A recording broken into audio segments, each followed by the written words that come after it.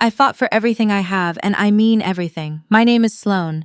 No, wait, let me start over because that name's already been used. Let me think. My name is Vera. I grew up in a 2-bedroom apartment in Dayton, Ohio, sharing a room with my younger sister until I was 17. My mom worked double shifts at a nursing home on the east side of town, and my dad left when I was 9 and took his leather jacket and his promises with him. I learned pretty early that nobody was going to hand me anything, so I studied, I worked. I got a full ride to Ohio State, graduated with a degree in accounting, passed my CPA exam on the first try, and landed a job at a mid-sized regional bank in Columbus that I've been at for 6 years now. I'm an auditor. I find the things people try to hide. That detail matters. Remember it. I met my boyfriend, I'll call him by what he is, which is the man I thought I was going to spend my life with, at a charity gala 3 years ago. His family hosted it. I was there representing my firm. He walked over with 2 glasses of wine and a smile that made me forget, just for a second, that I was the only person in the room wearing a dress from a department store sale rack. He was kind. He was funny. He asked me about my work like it actually interested him. I fell for it. I fell for him. His family is old Columbus money. Not tech money, not new money, the kind of money that has a name attached to a hospital wing and a building on a university campus. His father runs a commercial real estate development company.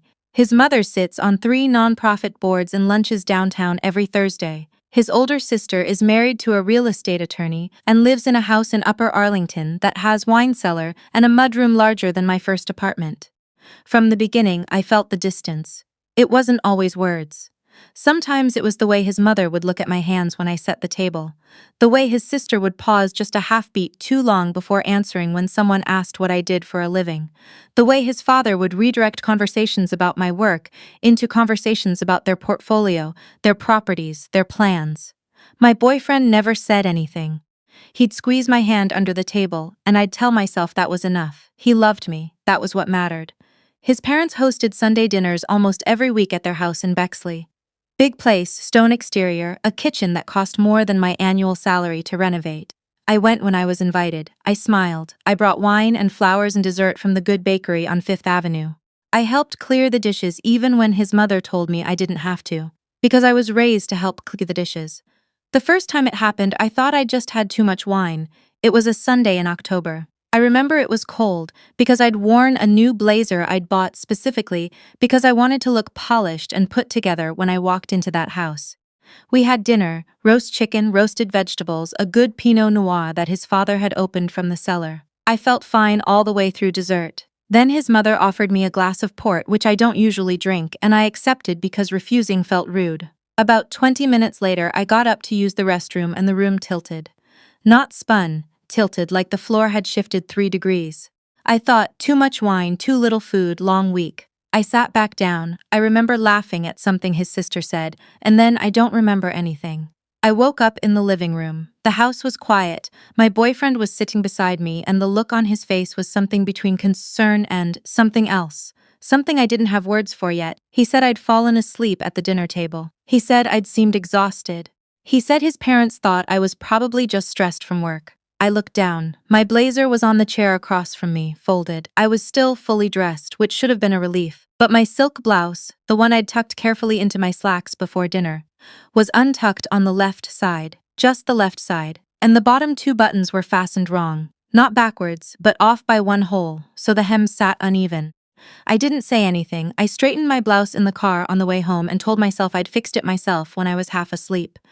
But I knew, even then, that I hadn't. It happened again in January. Different dinner. Same port, same heavy tilting slide into nothing. This time I woke up on the couch in what his mother called the sitting room, a room I'd never been taken to before, ever, in all the Sunday dinners I'd attended. I was alone when I woke up. My purse was on the floor beside me and the zipper was 3/4 open. I always zip it completely closed, always.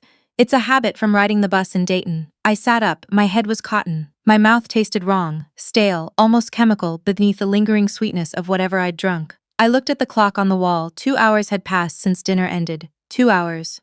I walked back into the main part of the house on unsteady legs.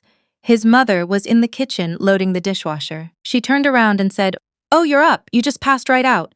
You really should talk to someone about your sleep, sweetheart," she said. Sweetheart, the way people say it when they mean the opposite. My boyfriend drove me home. I asked him why he hadn't woken me up sooner. He said he hadn't wanted to disturb me. He said I'd looked peaceful, peaceful. I started keeping notes. I know that sounds calculating, but I'm an auditor. When something doesn't add up, you document it. I wrote down the dates, what I'd been served, what I'd drunk, how long I was unconscious, and what was different about me when I woke up.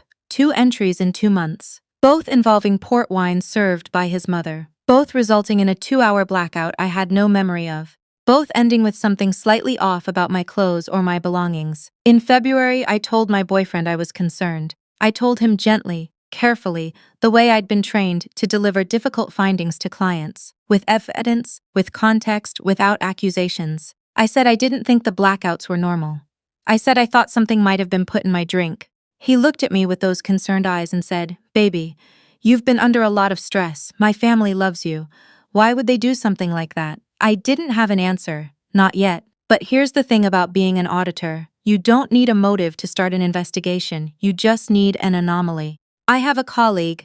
We've been friends since our first year at the firm, the kind of friend who will tell you when you have spinach in your teeth and when your boyfriend's family is almost certainly drugging you. She's a forensic accountant, which means she's even more suspicious than I am by professional training. When I told her what was happening, she didn't look at me like I was paranoid. She leaned forward and said, "Okay, what are we going to do about it?" We came up with a plan over 2 weekday lunches and a Saturday morning at her kitchen table. The next Sunday dinner invitation, I accepted. I wore a cardigan instead of my blazer, specifically because the cardigan has a small inside pocket, the kind designed for a transit card, but which is exactly the right size for a micro audio recorder I purchased from an electronics store for $47. I positioned it before I left my apartment and tested it twice. I also wore my hair down, which I almost never do because I'd attached a small clip-on camera to a barrette. Both devices had been tested. Both would run for 8 hours on a single charge. I took the port wine when it was offered. I took one small sip, I set the glass on the side table, and didn't touch it again. When his mother topped off my glass while I was looking away, and she did, I heard the glug of the bottle. I counted the seconds.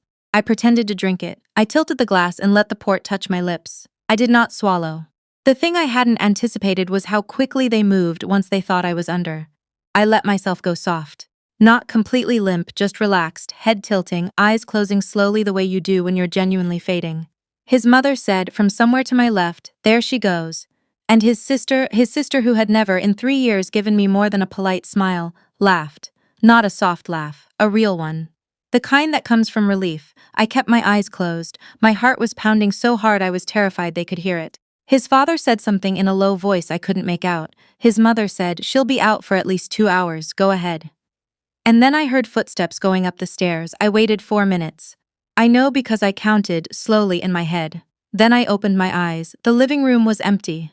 I could hear his parents in the kitchen talking quietly. I didn't know where his sister had gone or where my boyfriend was.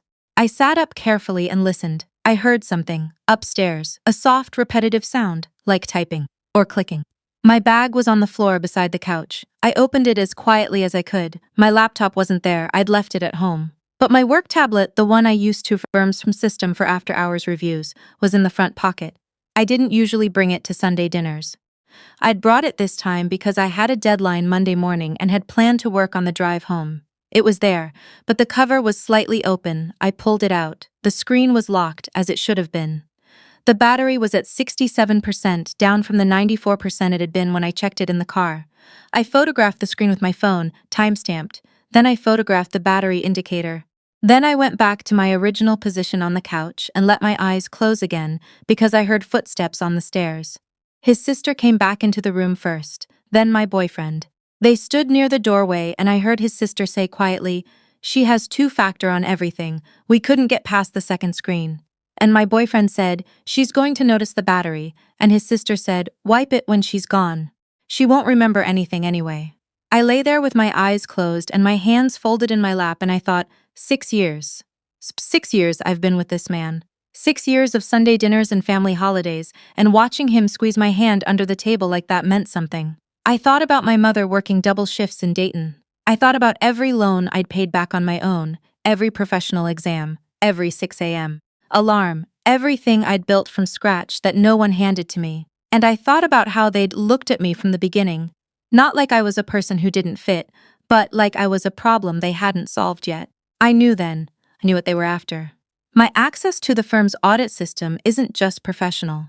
I'm the lead auditor on a commercial real estate review that has been active for 4 months.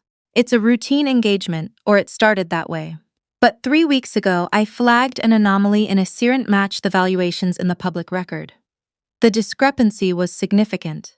The name attached to two of the properties was a holding company I'd seen before, in passing, in the firm's client list. His father's holding company. I hadn't made the connection immediately. I'd been building the file slowly, carefully, the way you do when you know the numbers are going to tell you something you're not going to like. I hadn't told anyone at the firm yet. I'd been documenting. I'd been waiting until I had enough to bring to my supervising partner. They knew, somehow, they knew I was the one building that file, and they'd been trying to get into my system for months. I lay there on that couch for another 40 minutes.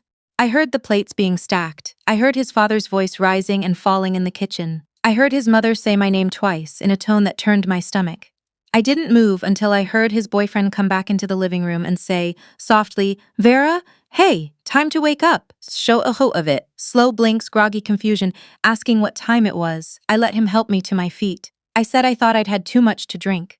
He rubbed my back and said I should eat more before these dinners. I thanked his parents for a lovely evening. I got in the car. I waited until we were 3 blocks away, and then I asked him to pull over because I felt nauseous. He pulled into a gas station parking lot. I got out, walked around to the back of the car, and I called my colleague from the far side of the parking lot, out of his line of sight. She answered on the second ring. I said, it's confirmed. All of it. I need you to help me do this right. The next 2 weeks were the longest of my life. I did not go back to Sunday dinner. I told my boyfriend I wasn't feeling well, which was true in every way that mattered. I worked late every night at the firm, finishing the audit file, building the documentation, pulling every thread until the full picture was there in black and white on the screen. The discrepancy wasn't just significant, it was systematic. 6 properties over 4 years transferred through the holding company at valuations 40 to 60% below market rate, then resold within 18 months at market price. The difference, absorbed as private equity investment, restructured through a shell entity registered in Delaware, amounted to just over $2 million in undisclosed income. My supervising partner sat across from me when I presented it. He was quiet for a long time. Then he said, "How long have you been working this?" I told him all of it, the audit, the Sunday dinners, the port wine, the tablet, the conversation I'd recorded. He called the firm's general counsel before I left the conference room. The audio recording from my Barrett camera was 4 hours and 22 minutes long. The relevant section, from the moment his mother said, "There she goes," to the moment his sister said, "She won't remember anything anyway," was 9 minutes and 40 seconds of the clearest evidence I'd ever pulled in 6 years of auditing. My colleague helped me make 3 encrypted copies. One stayed on my personal hard drive in my apartment. One went to the firm's legal team. One went, on a Thursday afternoon, to the IRS Criminal Investigation Division field office in Columbus, along with a formal referral letter signed by my supervising partner. I also went to the hospital that Thursday. I should have gone after the first incident, and I know that. It's the thing I'd do differently if I could go back. But I went, and I told the emergency physician exactly what I'd experienced: the pattern of blackouts, the timing relative to specific beverages, the recovery symptoms. She documented everything. She told me that the symptom profile was consistent with a class of sedative compounds that metabolize quickly and are very difficult to detect after 48 hours. She was careful with her language. She wrote it all down. The firm placed me on a temporary reassignment while the referral was under review. Standard protocol, I understood. His family's annual spring fundraiser was held on a Saturday evening in late April at the Hotel Ballroom downtown, the Weston's High Street, a venue they'd used for years. Black tie, donor tables, local officials, community leaders, the kind of event where being seen matters as much as being generous. I was not invited. I hadn't expected to be. But my colleague was, because her firm was listed as a community sponsor, and she sat at table 7, 2 rows back from the family table, in a navy dress, with a copy of the referral letter on her phone, and she waited. I watched it from the lobby bar on a live stream she'd set up on her tablet, propped against her water glass. The IRS Criminal Investigation Team doesn't arrest people at charity fundraisers. That's not how it works. But they do execute search warrants, and they do sometimes time those warrants to moments of maximum visibility. Not out of cruelty, but because those are the moments when subjects are easiest to locate and when flight risk is most clearly mitigated. His father was at the podium giving the opening remarks when the hotel's side doors opened. I watched his mother's face on the screen. I watched the moment she saw the agents. Her hand went to her throat, not dramatic, just instinctive, the way people reach for the thing they're afraid to lose.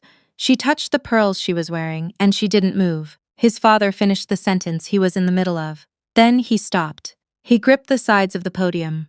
He looked out at the room, at the donor leaders, the local officials, and for a moment he looked exactly like what he was. A man who had believed, for a very long time, that his name and his money made him untouchable. He raised his hands from the podium slowly. Not above his head, just up, palms out, a small gesture of surrender that somehow looked enormous in that room. My colleague told me later that the ballroom went so quiet she could hear the ice settling in the glasses. I put down my drink at the lobby bar. I didn't finish it. I left a 20 on the counter and walked out through the revolving door onto High Street, where the April air was cool and smelled like rain, and I stood on the sidewalk for a minute and breathed. I had cried once in all of this. One time, on a Tuesday evening in February, sitting on my bathroom floor with my back against the bathtub after I'd finally let myself understand that the man I loved had known, the whole time, what his family was doing in that sitting room while I was unconscious. That he had stood at the doorway and talked about wiping my tablet, that the hand squeezing mine under the table had also been the hand holding the door open for all of it. I let myself cry once, and then I got up and washed my face and made notes. His father was indicted on 6 counts. His sister cooperated in exchange for reduced charges, which I didn't love, but I understood. His mother was named as a material witness. My boyfriend, the man I thought I would spend my life with, was placed under investigation for obstruction. His attorney released a statement saying he had not been aware of the nature of the financial irregularities. Maybe that was even partly true. It didn't change what I'd heard in that room. The firm offered me a permanent reassignment to a new team, which I accepted. My supervising partner recommended me for a senior audit position that I would have had to wait 3 more years to be eligible for. I accepted that too. I haven't been back to a Sunday dinner in Bexley. I doubt the invitations will be coming. My mom called me when it was all over, when it had made the local news, when the indictment was public record. She'd seen it online. She said, "Vera, are you okay?" I told her I was. I told her the truth, which is that I was more than okay. That I'd spent 6 years being looked at like a problem that hadn't been solved yet, and that it turned out I wasn't the problem. I was the auditor. Turns out you can't hide $2 million from someone who does this for a living. And you really can't hide it from someone who grew up with nothing and learned very young that the only way to protect yourself is to pay attention to the things that don't add up. I hope the catering at the federal detention facility is adequate. I hear they don't serve the port wine.